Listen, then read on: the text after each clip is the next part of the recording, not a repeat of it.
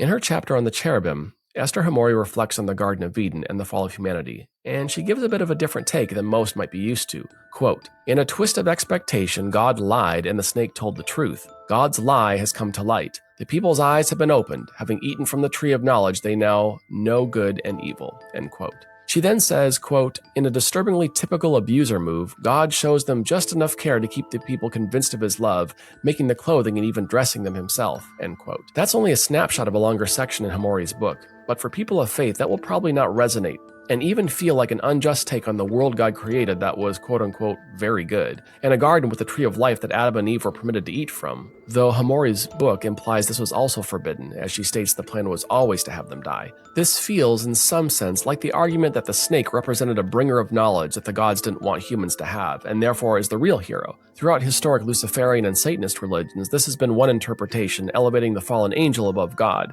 who doesn't have our best interest in mind. That is a longer, separate discussion, and I don't mention that to imply Hamori subscribes to those positions, but only to note that this is not a new take or a novel interpretation, despite it being framed in a very clever book on monsters. Even within Christian traditions like Seventh-day Adventism appear reflections on this interpretation. For example, in 2014, a piece appeared in the Adventist Today magazine entitled, "But the Snake Told the Truth." In it, Andy Hansen writes, quote, "What is to be learned from this story if taken as literal truth? God told Adam and Eve that if they ate or even touched the fruit from the tree, they would die. But they didn't. The snake said, 'When you eat from it, your eyes will be opened, and you will be like God, knowing good and evil.' It happened." According to the story, even after the fall, Adam and Eve could have lived forever as long as they had access to the tree of life. However, God didn't want these two disobedient, newly minted gods to live forever, so he kicked them out of the garden and made their lives, the lives of their descendants, and the lives of all other flora and fauna on Earth so difficult that they would have to ceaselessly recycle their immortal genetic material. And this raises several questions. One of them is hermeneutical, or how we interpret the Bible. If taken at face value, or a plain reading, or very literally, then it becomes a challenge that Adam and Eve didn't drop dead immediately. If read theologically, sometimes it can be understood to mean that they began to die, especially as God removed their access to the tree of life. Conservative leaders and interpreters also point out the serpent's lie was mixed with truth. For example, Ted Wilson, in a message delivered on July 18, 2024, notes, quote, "To make his lies more attractive, Satan always mixes in a little truth. In this case, the truth was that their eyes would indeed be opened and they would know evil as well as good, something God never intended for them to experience." End quote. Still, other Hebrew scholars, looking under the English translations, note the Hebrew construction in Genesis 2:17, and instead of translating it, "you shall surely die," they translate it, "dying you shall die." In other words, a process instead of an immediate execution of judgment without redemption. Whatever path one chooses, Hamori's comments should drive us back to the texts we assume that we are familiar with and take a closer look. Hamori's work poses some hard questions for those who want to take the text seriously, and she pulls no punches when it comes to God and his character. While troubling for many, it is also refreshing not to have someone gloss over textual issues. Hamori tells her readers, quote, "There is a robust religious impulse to polish God's image, to defend and excuse God's acts in the Bible. But what if we don't let the biblical God character off the hook just for being God?" End quote. That's an excellent question, and one we explore with Brandon Grafius in the Monster Book of Monsters Part 2. I'm Dr. Seth Pierce, and welcome back to Beast and Bible.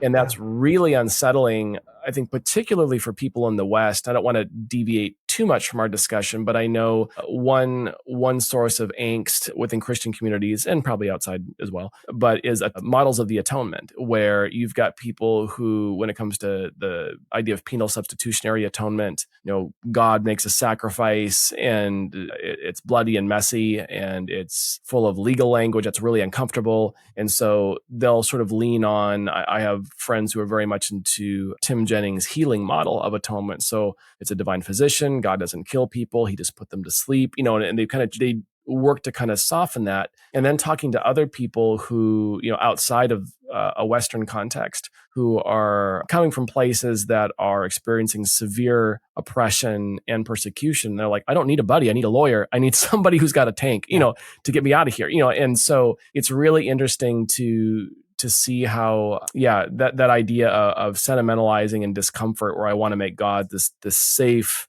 buddy, and then not just the text, but even people in different spaces in the world, places in life, are saying, I don't need another buddy. None of us have any power. I need somebody who's got some power, and it's complicated. It's very complicated. Yeah. I think we often have this idea that we know God is bigger than our idea. We want God to be surprising and troubling. But then, at least for myself, then whenever I'm confronted with those actual troubling features or behaviors or characteristics, I find myself saying, well, I didn't mean quite in that way. I want you to surprise me and trouble me in a way that I still find acceptable. Right, right. Sort of like when I'm going to plan an adventure. Like, well, it's not, is it really an adventure if you planned it? It's not quite how that works. So along these lines, and again, I want to be really, careful how I say this, because again, I've only had the opportunity and the privilege of meeting Dr. Hamori once, and it was just a lovely, wonderful person, brilliant person, who I really enjoyed talking to. But reading the book, the author seems to imply early on that attempts to harmonize the different monstrous pictures of God and a loving God are sentimentalism or doing theology versus taking the text seriously, where she's kind of interpreting the text and the facts. I'm reading through, I read the book and then I went around and read a variety of different reviews and reactions to the book. And so there's kind of this one critique of the book was, it's like when someone says, I tell it like it is. Like, well, does anyone tell it like it is? So does this set up readers who might want to push back on some of her interpretations of the text to feel like, well, you're just making an excuse or you're just sentimentalizing? It's a tricky dynamic. Would you speak to that a little bit?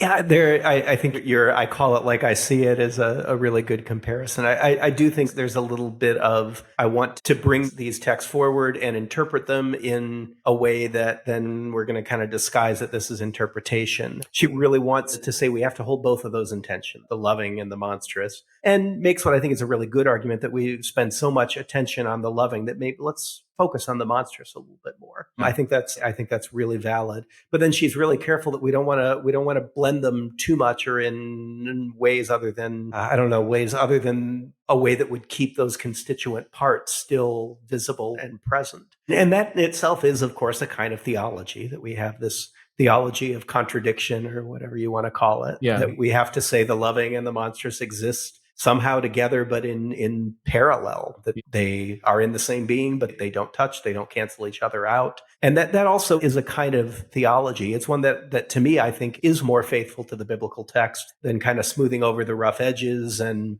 explaining away the monstrous or talking about how it's not really monstrous because love always wins in God or any number of things like that. Sure. I don't think that's what the text shows. So I do find myself siding with Hamori's interpretation. At the same time, she does what I think a lot of authors do, which is kind of disguising the fact that their interpretation is an interpretation. Yeah. And that's something I remember, and maybe this is to Hamori's point with what, she's talking about. There are friends and colleagues of mine who will look at some of the violent descriptions, and whether it's the Hebrew scriptures or the New Testament, sort of say, well, that's the author's perspective, their place in life. But then when it comes to the loving, hopeful passages, nope, that's inspired. Like, all right, it feels a little bit like we're cherry picking now, and we're not consistent with our hermeneutics. So it's a huge problem where I think all of us, myself included, come to the text and we want good interpretations, but recognizing we all have different limitations, and what we're able to I think see. It's completely consistent. The passages I like are inspired, and the passages I don't like are culturally relative and can be discarded as just a remnant of their time, right? Yeah, that's right. So one of the review sites I went to is Bookly Jewish, and reviewed Dr. Hamori's book and offered a couple insights that I think will resonate with some readers. I think particularly those people who lean a little bit more conservative within a Christian community. The first insight, and this comes right from the website, quote, "The picture painted is not a pretty one, but that is to be expected when our only source of information are passages relating to biblical monsters. There is definitely a lot to learn about the creator and deployer of these monsters, but it felt a little false to do so in a vacuum, ignoring any and all other aspects of God. And I kind of mentioned, I think illustrating this particular reviewer's point, there's a reference to Lamentations 2, which comments on the violence of God. But then if you read Lamentations 3, it's all about God's loving care and kindness. And so in the same book, you've got this, it's like Psalm 22 and Psalm 23 go right next to each other, and you get this, they're both together. But maybe we've alluded to this a little bit, but how would you respond to that sort of comment? Sort of saying, yeah, there's monstrousness, but like we literally ignored all the other stuff. Yeah, I guess my main response would be I find it odd that the job of a book called God's Monsters should be to talk about the non-monstrous part. Maybe it would have made us feel better if there were a few more caveats to say. I think she says sometimes, this isn't the full picture of God. This is part of what we're seeing. And I'm not sure that why we would think a book on God's monsters would need more than that myself. Maybe a few more caveats here and there would make some of us feel better. I don't know. Sure. It reminds me, I have a friend who does work helping women recover from traumatic relationships and abuse. And, she'll get the occasional, it's not all men, but largely men, why don't you talk about women who are abusers? And why don't you talk about, this side? And occasionally, she doesn't comment much on it, but occasionally she'll have to say things like, this page is not dedicated to denying, the fact that there aren't women who do hurtful things. But if you look at my bio, the whole purpose of this, is to talk specifically to this demographic about this issue. It's almost like a whataboutism where, I'm I remember, and this has probably happened to every preacher, if I get up and I talk about law or I talk about grace, someone will come up to me and say, well, what about the other thing? Like, well, I preached on grace. I'm not saying that we shouldn't, talk about this law. There's always this, well, what about this? And I think to your point, a book that is very clearly, God's monsters, hitmen, assassins, all these. This is what the book is. It's right there in the title and the subtitle, isn't it? It's in the title. So I think, and anyone who's written a book, knows this. There's only so much you can cover, and you can't write a book with, caveats are good, but if you qualify everything you say, you'd never finish the book. The book would be 1,000 pages long. And nobody would want to read it because it would be a terrible book because you're not making your own argument. Yeah. That's right. That's right. And I just one more quick defense of the book as it is, I think is something you and I have mentioned in this discussion before, that part of Hamori's point is that we talk about this less. You don't need to look too hard to find a book about God's love, maybe not necessarily about Lamentations 3, but about the loving character of God that's everywhere. There are probably just a handful of books that really seriously dive into the monstrous depictions of God. Yeah. And even from just like a general, not even, outside of textual interpretation, criticism, historical criticism, even theology books that deal with pain. The classics that come to my mind, Philip Yancey did Disappointment with God and Where's God When It Hurts. Great books. But when you really look for, there's more now, but even on that level from people within a faith-based community who are intentionally trying to look at these texts with a hopeful lens, there's not that many. It's really just, we kind of want to ignore all of it and just stick with, I don't want to name authors because, there's certainly a space to have encouraging, hopeful books. Sure, I've benefited many times from them. But as you mentioned, they're much easier to name than books that are going to be a little bit more raw and unfiltered to say, we got some challenges here. We need to kind of maybe correct our picture to be more nuanced, to have a little bit more tension, more paradox, especially dealing with a character we know as God who should be way above and beyond, our neighbor, even though, I'm being careful because this could open the door to the incarnation discussing and missiology. I'm not sure. You know what I'm saying? So moving on to the second critique that I found interesting, and this again comes from Bookly Jewish, quote, Dr. Hamori often refers to authorship of both Bibles, and the implication is that these are human texts, not necessarily the word of God. However, if a person does not believe these books were divinely inspired, it's pretty hard to claim they actually say something about the nature of God. A bunch of made-up stories or hallucinations from would-be prophets are not exactly valid evidence. They don't say anything about a divine being who had nothing to do with their creation. Indeed, some who hold that the Bible is solely a human creation may not even believe there is a God in the first place. Certainly lots of Jews do not believe in God. So what then are those readers to glean from all the arguments in the book? I can't answer that for every reader, but for me, that view would mean that these writings tell us more about the people who wrote them. And as I mentioned, there are moments where I can see how a reviewer or a reader would pick this up, where it feels like we're really going hard. We sort of have maybe a tacit, acknowledgement. Okay, Isaiah is writing this during this time period. This is what's going on. That might get a sentence or two. And then kind of going hard, like, God is this, God's the liar, God's whatever. And it feels like we've left the realm of, okay, is this a person writing, or are now we sort of pivoting to a plain text fundamentalist reading and trying to figure out, and maybe it's just the quest of trying to figure out, where is the author personally on this? Is the author provoking me, or is this really what the author thinks? And so there's like this two levels of, this is how I'm reading it hermeneutically. Okay, is this an inspired text telling us something about God, or is this just the human perspective from the writer? And then what is the author really saying? What do they really believe about this? Or are they just trying to get a reaction from me?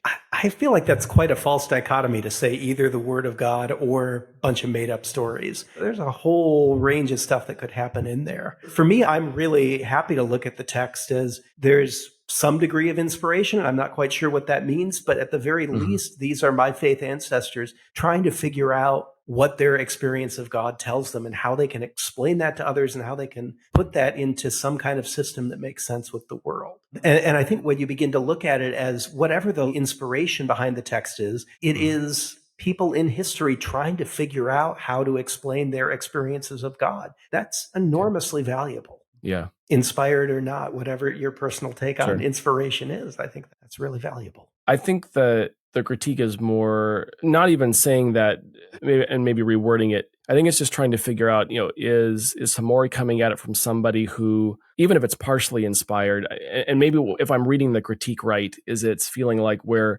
cherry picking, again, back to this is historical, well, this really does say something about God, versus a sentence that might say, for this ancient writer, given the circumstances, the perception of God might be a gaslighter, might be a wife beater, might be, as Lamentations talks about, God, you're an enemy, to me, and I think that's where the tension is, trying to figure out, are you saying that this is a human grappling with this, or are you interpreting this as actually saying something objectively about God, that God does send evil spirits, to harden people's hearts just so he can show off his power, versus an ancient writer saying good and bad all comes from God, if that makes sense. And I think that's maybe where the tension for some readers is just trying to figure out, I think that's a real tension. I also feel like part of the answer comes down to what you and I were talking about earlier in terms of trying to give this whole complete picture of something that you can't give a whole and complete picture of. That saying God is a gaslighter, this is one more characteristic to add to God as the mother hen, God as the rock, God as the shepherd. We've got this lengthy list of metaphors and characteristics that we have to figure out what to do with. And I think that the best chance we have of understanding God is if we continue to add to that list and make that conception bigger, because we're not going to exhaust it. Right. So arguably, from my perspective, as I'm reading it kind of through dual lenses. I've got the academic reading this, and then I've got the pastor thinking if my church member, picked up this book, what might they say? So looking at and thinking in terms of like seminary students, you mentioned a lot of your students are coming to class, getting into Christian ministry, leading different congregations. Arguably, one of the most, hesitant to say the most, challenging interpretation a reader might find is Hamori's take on Genesis 3, which sort of reverses the Eden narrative. And I'm condensing this, obviously, but God creates the world as a trap to gaslight people, and the serpent tells the truth about becoming like God and not dying. And while the presentation of the material is very creative, it's not a new argument. Even in my own tradition, which is institutionally very conservative theologically, there's been some recent pieces coming out suggesting that the serpent was true and God deceived, which is very jarring for people who practice the Christian faith. And it also echoes interpretations by Satanists. And I have to qualify this. I'm not using this as an insult. I'm meaning like literal, like religious groups, interpreting the serpent or Satan or Lucifer as kind of a Promethean figure who steals knowledge from the gods and gives it back. What sort of, if you were having students read this book in class, which you might, this might fit, a class that you're teaching, and a student who belongs to a Christian faith tradition runs across this interpretation and really kind of gets wrecked by it, how would you talk to them, or what would you say as they're wading through this very different interpretation from what traditional Christian theology would say? Yeah, it's an interesting passage just because we have so many thoughts about Genesis that we've inherited from Sunday school and all sorts of places that don't really comport with the book itself. One of the exercises I've done in hermeneutics classes when teaching the story is to have do a group project where we say, let's talk about everything we remember from this story, and we'll write down the pieces of it. We don't read it first, we just retell it. Right. And then we look at how different that is. Like, one of the things that always just completely floors the students is that passage that says, then Eve gave the fruit to Adam, who was with her. Who was with Wait her, a minute, yeah. he's standing here the whole time? What is this guy doing? Yeah, she didn't wander off. Yeah. Nope, he's just standing there listening. So I think there's some really interesting things to do in just unpacking what actually happens in the text. The idea that the serpent, who later Christian tradition has come to see as the Satan, is the one who tells the truth, I actually think that fits pretty squarely within Christian theology. We always think of the devil as one who tells the truth for a nefarious purpose. We see that in the Gospels, that he's able to quote scripture really well. And that goes all the way through Milton and lots of other incarnations of Satan. The idea of God as a gaslighter is a little more difficult, or that God is setting up this unfair challenge. I do think theologically there are lots of ways you can work with that. Many of the students that I work with in seminary come from various Baptist traditions. We're in downtown Detroit, so it may be roughly 50% Baptist. Yeah. And the idea that God isn't necessarily being fair, but God has your greater good in mind on the long term. Yeah. That's something that resonates pretty well with us. And I think this idea of God as a gaslighter doesn't necessarily undercut that. Maybe God doesn't play fair in the minute by minute, but if we think of God as somebody who's looking out for us long term, God's just trying to get us there through whatever means they're going to work. Yeah. So digging a little bit more on this, and again, threading a needle, because I'm, again, reading through two lenses, and I'm trying to pick out the things. I have some people in my congregation who I would love to read this book, retired scholars and things. And I want to, again, just reading to kind of say, how do I react to it and how might other people react to it? And I think our listeners who are going to be kind of all across the board, but a lot of people of faith and a lot of ministers who might pick this book up. Within the commentary on Genesis 2 and 3, Hamori writes, God planted a garden, positioned two especially appealing fruit-bearing trees in the middle, just so, showed them to his first human creations, and told them not to eat it. And then you read Genesis 2, at least as English readers have it, and it says that God gives permission every tree except the one. Like the tree of life seems to be fair game. That's sort of how they're staying alive. And it's only until afterwards that the cherubim, which, is not what people have typically think it is, in terms of its appearance, gets put in charge to keep them away from not just the garden, but the tree of life. And so there's so much to talk about here, but it doesn't eliminate all the textual challenges of the narrative. But this type of a rhetorical move might give readers the impression of a bad faith handling of the text, at least at first blush, to say, I'm just sweeping along. Yeah, God made these two things, banned it, and someone will go back to Genesis 2. Wait a minute. It seems like they had access to this. And then I think even looking at, God makes the world, it's good, Adam and Eve are good, and now I'm going to wreck these people. And I think, it's harder, again, it's a challenging text. There's a lot going on, but I think some of these rhetorical moves for some might be seen as like, are you just having moments of kind of an unnuanced approach to rile me up? Or are you really not seeing what I'm seeing in Genesis 2? Is there something in the Hebrew that I'm missing? But comment on that a little bit. Yeah, I think it's a difficult text. It's a challenging text. And that's part of why we keep coming back to it, because it tells a story, but it's not a clear one-to-one kind of an allegory where we can easily see this happens and this means this. It has a really complex constellation of things working together. I guess one of the things I might push back on in the description you just gave is this idea that God tricks them and then wrecks them. I'm not sure if the text depicts this as wrecking them as much as it depicts them as, well, okay, now you're human. This is where we are. Yeah. And so for me, once I start thinking of it that way, it opens up more of the possibilities of the text and makes it so I don't necessarily get hung up on God as being somehow this evil manipulator behind everything in the story. Yeah. So kind of taking more of a macro view and saying, they go through their experience in the garden and now they have no access to the tree of life. They're finite. Death is going to be a reality. Pain in childbearing. You're going to have to actually work the ground, Adam. It's not just going to grow on its own. It's a different reality. And working maybe from there and not getting into, and again, granted, this is going to be different from whatever tradition people are coming at the text from. But, it's more like, okay, well, we're here now. This is where we're at. And I do think it's kind of ideological that the story starts from, okay, here's where we are. Why are we here? Let's tell a story about how we got to the place where we have to work so hard to produce crops.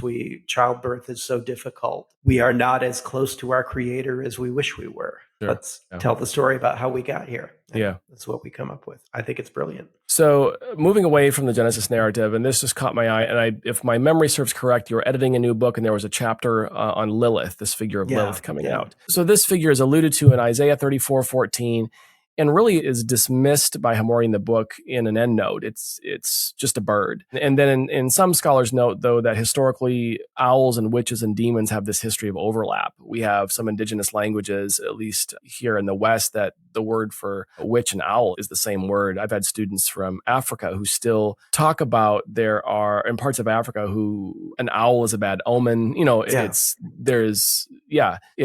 There's this overlap here. And so while the connection to Adam, as far as Lilith being Adam's first wife, happens much later, and outside of the biblical text, do you agree with Hamori in that Isaiah is just suggesting a bird, or do you think there might be some connection to ancient Mesopotamian night demons known as Lil or Lilith? Yeah. The book that I'm editing that'll be out probably early next year is the Oxford Handbook of Biblical Monsters. So it's got about 30 chapters going through all of these different things. We invited Esther to write a book on God's monstrous army, and Dr. Hamori was too busy finishing this book to be able to contribute. So unfortunately, she couldn't be a part of it. But there are still lots of fantastic scholars. And there's a chapter on Lilith done by Leland Merritt and Jesse Nipples.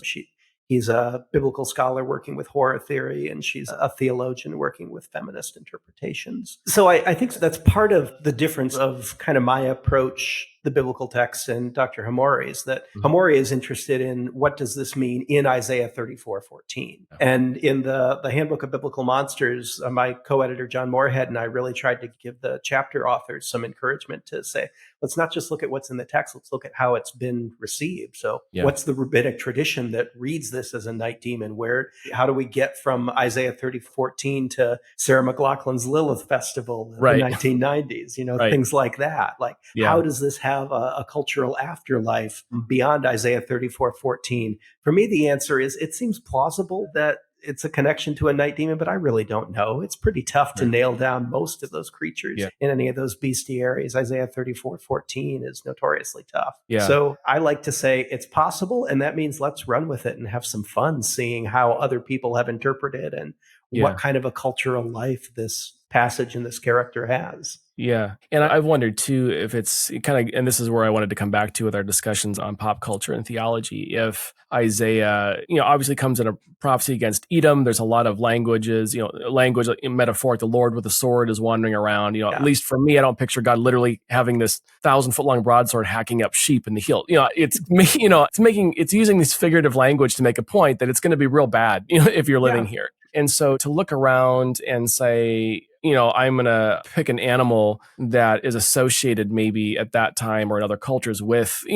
monsters or the monstrous, it fits. Whether you translate it, owl, which, from certain perspectives, not knowing, if you didn't know what an owl was and you saw one at night in the woods, it might freak you out. This seems like a suspicious bird, or the cultural associations with it. It fits saying, the food in the cafeteria is only fit for zombies or Dracula. I'm not literally saying that Dracula's in there, but people would know the point I'm making. And so I'm wondering if there's room to say, as an example in Isaiah, as well as other places where the Bible writer is looking around and saying, okay, I need to make this point. What's the image that's really going to drive this home? I know the night bird, which carries all kinds of connotations possibly for people in the ancient world. That makes a lot of sense. It's a wonderfully evocative passage, whether that's Lilith or an owl that we have in the physical, literal vision of the biblical author. I've got a chapter coming out in a book on Bible and video games next year where I'm looking at the ruins of Jerusalem and Silent Hill,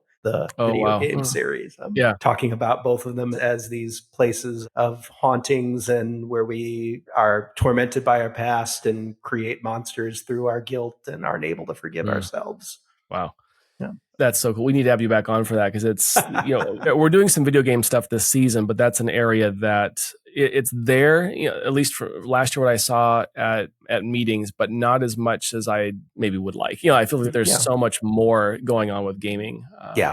But anyway, just some of the challenging passages I wanted to dig into a little bit for our readers, just to kind of give them a flavor of some of the challenges, and some of the passages that really might be provocative. But moving on from that, as far as recommending this book, and I've got it so marked up, and there's so many, I think for me, one of the biggest values of this book is it opens up so many doors and questions, not in a bad way, but in a really fruitful way to say, I've got some Bible study to do. And I think even from a, Christian pastor perspective, what a great thing to have people provoked to go back and read, and spend serious time looking at the text that forms Absolutely. the foundation, of their belief system, go Yeah. wrestle with it. So with that said, in your perspective, who would benefit the most from Hamori's book? So people are listening from different walks of life. Who is this book for?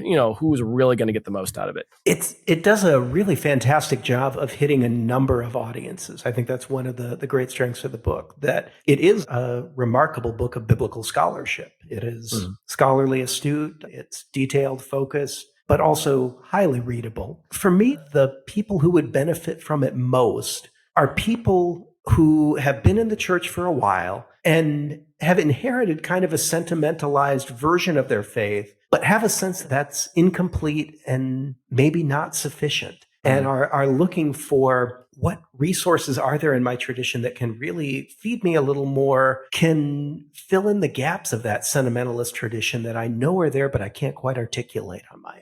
Yeah. This is a really good entry into what it looks like to challenge your faith and come out the other side in a way that is productive and healthy and can really be generative for the questions we ask ourselves and the relationships we have. That's good. Yeah, I've often wondered too, again, I always be careful. I try to be nuanced as I can, speaking of other people's faith, but people who've maybe been in the church for a long time and for lack of a better term, are bored or stagnated. It feels like I've read everything before, and I'm not necessarily looking for a fight, but I am looking for something to challenge me a little bit and to not ruin my picture of God, but to expand it, to nuance it a little bit more, and maybe recapture some of the mystery, of God. And I've fallen back on this. It's almost a cliche now, for me anywhere, I feel like it is. But going back to Lion, the Witch, and the Wardrobe, C.S. Lewis's description of Aslan, like, he's good, but he's not a tame lion. He's not, he's not a kitten. There's more going on here. And sort of in that kind of spirit, saying I need to kind of recover the wildness, the dangerousness. And one thing, just on that note that I appreciate, Hamori talking about in several places is when she talks about the text saying God did evil or the angel sent evil, she notes several times, I think, she's not talking about cosmic evil. She's talking about, like, there seems to be some really troubling actions that God is taking that's harmful. What's that all about? That's not this sort of placid shepherd on a hillside picture. This is 185,000 people just died. What's going on, with this? And how do we make sense of that? So yeah, I think it can be really beneficial. And even if someone was to come back to maybe not a sentimentalized version of their faith, but maybe retaining the same worldview that they have, or picture that God is predominantly loving, saving, generous, gracious, but still I am now more aware of different facets and actions and perceptions of God. I'm richer for that, and even if I've had to use my theologizing to create some kind of a harmony with the cognitive dissonance I have, even that exercise is valuable to say, okay, now I'm wrestling, now I'm fighting with this challenging story. So part of education, as you know, is encountering challenging texts. I remind people, like, the purpose of education can't just be learning new arguments for the same information. That's, that you got to grow and change through it, and it can be painful. So what advice do you give your seminary students when engaging a work like this or other works, and there's so many of them, that may feel, for some, not all, as a personal attack on their faith, or taking something that maybe some ideas that they've inherited and kind of breaking them apart? Are there times, and are there times we should avoid challenging texts? Yeah, that's a lot of tough questions in there. I want to say there are never times we should avoid challenging texts, but I'm not sure that's right. I think it's like watching horror movies. We have limits to where beyond that, it's not fun, it's not productive, it's just not good. And those can be personal, based on our own constitution, our experience, all sorts of things. But there's a point beyond which we don't want to go. And I think for text, the answer is, I want my students to read things that are difficult enough to stretch them, but not so difficult that it's going to snap them.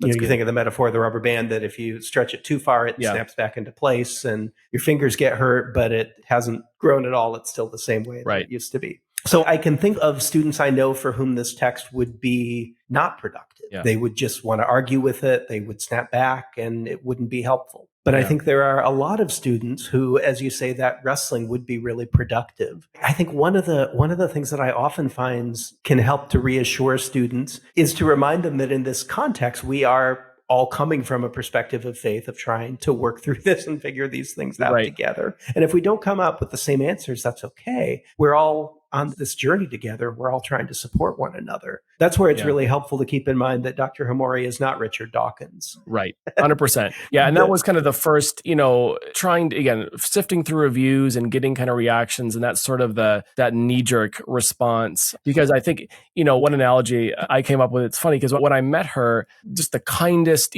person, which she is, I've only met her once, but just my impression, it was so good. And then it was interesting to read her book. It almost felt like when Paul is saying, when I was among you, I was gentle, and then writes this fiery epistle and blows people up, and I was laughing at some parts, like, this is such a different tone, and that's not a negative. It was just, encountering that text that was provocative and witty and snarky, and because it's again kind of trying to break this sentimentalizing and this sort of lopsided view, that we have of the God of the Bible. So anyway, I think there's huge value, in that. Yeah. And the simplest answer to students is the old maxim of eat the fish and spit out the bones. Find what you can that is helpful in here. And try to be as generous as you can about what's helpful. Don't jump straight to assuming everything is bones. But if there are places where, like, if that chapter on Genesis really doesn't work for you, maybe that's okay. Yeah. Take the rest of the book. Maybe you'll come back to the chapter on Genesis years later, or maybe you won't, and that's fine. Yeah. No, that's good. And with something as so personal, as faith, I think it's important to learn to engage different perspectives. And this maybe speaks to another challenge we have in the Christian community. A lot of people, if they've been in a religious community for any length of time, that's sort of the sum total of their relationships. You don't talk to other people of faith or people who don't have any faith or people who come at it from a different tradition. They haven't been to school in a long time, and so it's easy to fall into this trap of I'm reading authors that have exactly my view, affirm my view. And that's one of the issues we run into with digital culture, where we end up in echo chambers. And so when we pick up a book, any book, that has a different view, it's easy to have that knee-jerk, reaction and to assume the worst. And, again, picking the image of Richard Dawkins, which is one of the many go-to, if there's like boogeymen in the modern faith, people who attack. I just saw something the other day, Richard Dawkins, I guess, is on the lecture tour, and it came up, and he just made the news too for being sort of embracing cultural Christianity and yet having these very visceral critiques. But I appreciate you making that important distinction, too. And that's one of the reasons I brought it up is, this is not somebody this is a religion scholar. This is somebody who takes the Bible very seriously. This is somebody who, if you read the book, and I'll kind of pivot here to the final question, gives insights into her own Jewish faith and culture and practice. And again, I don't know her well enough to know kind of where she stands on a lot of issues, but there is, especially towards the last chapter, there is room for expressions of faith and religion. And the goal is not to like, I'm coming out here to, as a Dawkins or a Hitchens. And so I think that's important for our listeners who are of Christian persuasion, who might be curious about the book, to remember that this is not that. There may be a snarky turn of phrase or maybe some humor that you might not be used to, depending on what Christian authors or non-Christian authors you read, but that does not mean that this person is your enemy or somebody trying to wreck your faith. And I definitely think readers should approach the book with a spirit of generosity, that you just assume generally she's on my team. And then that doesn't mean we can't spar and argue and have disagreements and all those things. But generally, I think this book is trying to work to help me and the other readers think through these things more deeply. And that's a good thing. It is. So, as I mentioned, I really enjoyed, and she specifically talks about this towards the very end. I don't know if it's in the last chapter or the acknowledgments. And again, I'm blanking whether it was an editor or a friend who kind of encouraged her to share these little, and they're really brief, but these little moments around her Jewish practices and her background of faith, which I think really humanizes her as sort of a fellow person journeying, grappling with the Bible and religion. And one question it raises for me is, and I think it's possible, but maybe just kind of commenting on the idea, can you hold a critical position on a sacred text, either as a whole or even certain passages, and still have a devotional experience with it as well? For me, the answer is absolutely. It's not going to be the same for everybody. I've always come at my faith from a very intellectual, I've always, from the time I was a kid, wanted to think through these things and kind of scrutinize the claims my pastor was making and see what made sense. And I think that's an approach that speaks to not everybody, but to a lot of people. And that means I'm always having a dialogue with the text as I'm reading it. I also think the text itself models that. I think of Abraham bargaining with God to convince him how many good people he should be able to find in the city of Sodom without destroying it. Or at the end of the book of Job, God says Job is the one who spoke rightly of God, whereas the friends didn't. So I take from that we are supposed to engage with this text on a deep human personal level. The Psalms are another great example that they're all about arguing with God and talking back. I think the Bible models that as a healthy part of faith, that you think through these things and you continue to try to listen to not only your own head, but whatever spirit you're receiving, and try to figure these things out the best you can, and also have the humility to know that I know I'm an associate professor of biblical studies, but these questions are still above my pay grade. Yeah. I'm not going to get the answers, and that's okay. That's good. Brandon, thank you so much for coming on the podcast again. It's been really good talking with you and wrestling with this text. Seth, thanks so much for having me on. Yeah, anytime. If people want to connect with you, do you have any, you've mentioned a couple works that are coming out. I want to make sure we promote those. So what should they be looking for? And then if they want to connect with you personally, what's a good way to do that? Yeah, so I'm on X or Twitter or whatever it is now, less and less, but you can still find me at BR Grafius. My contact info is on my seminary's website. So if you look on Ecumenical Theological Seminary, you can find me there. I had a book come out, it's been about a year and a half now, actually from the same publisher as Dr. Hamori's book. Mine is Lurking Under the Surface, Horror, Religion, and the Questions That Haunt Us. And rather than reading the text, it's kind of looking at ways that places in the biblical text and contemporary horror movies are trying to ask the same kinds of questions and seeing how that conversation might be productive. I've got an academic book in the pipeline and another trade book coming out soon that might be out next year, or maybe not till the year after, who knows, but sometime down the road. We'll put information in the show notes, and I can personally recommend Looking Under the Surface. I've used that in class before and have enjoyed it quite a bit. So thank you for the work that you're doing. Oh, thanks so much, Seth. I love how Brandon walks that line between professor and pastoral care. There are moments to confront difficult texts and positions that can refine our own views, and there are times when faith feels fragile and we need to be filled with hope. Even Jesus tells his disciples in John 16:12, quote, "I still have many things to say to you, but you cannot bear them now," end quote. I don't recommend God's monsters to everyone, but anyone who is in a position of ecclesiastical leadership or an educator in the field of religion and theology would do well to pick up this book, regardless of your faith background. For those who feel grounded in their faith but feel unchallenged and maybe even a little bored in their reading of Scripture, I would also recommend this book. Whether you agree with the author or not, the book is excellent in driving the conscientious reader back to God's Word to examine the text and their beliefs. One of the parting thoughts Hamori leaves us with is, quote, "Yes, God in the Bible is far more complex and multifaceted than just being the monster king.